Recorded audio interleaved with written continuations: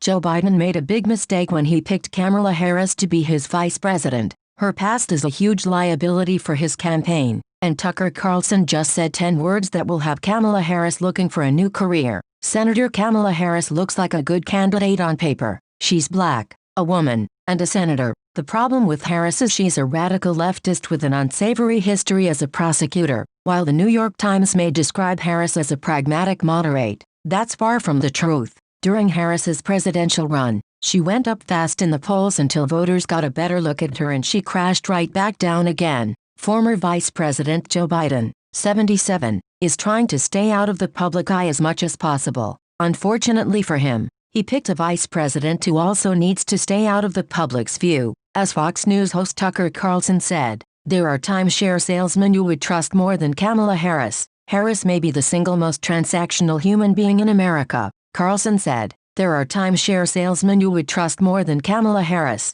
You could find payday lenders who are more sincere." So it seemed inconceivable that given his current state, Joe Biden would choose someone so transparently one-dimensional as Kamala Harris, someone as empty as he is. It seems probable that Biden's campaign chose Harris because she hits all the checkpoints that Democrat voters want, and the choice tells you a lot about the current state of the Democratic Party. Carlson continued, "America is still technically a democracy, yet neither Biden nor Harris has ever been popular with actual voters. This is Joe Biden's third run for president. The first two attempts ended in embarrassing disasters. The third was headed at high speed in that direction, and then a series of unforeseen flukes and highly crowded primary field left Biden the last man in the race. He was clearly shocked by his own victory. On election night, the night he clinched the nomination in March, Biden was so rattled, he mistook his sister for his wife during the acceptance speech. But Harris has so many scandals in her past that it took less than a minute on the debate stage for her presidential campaign to be destroyed by Tulsi Gabbard.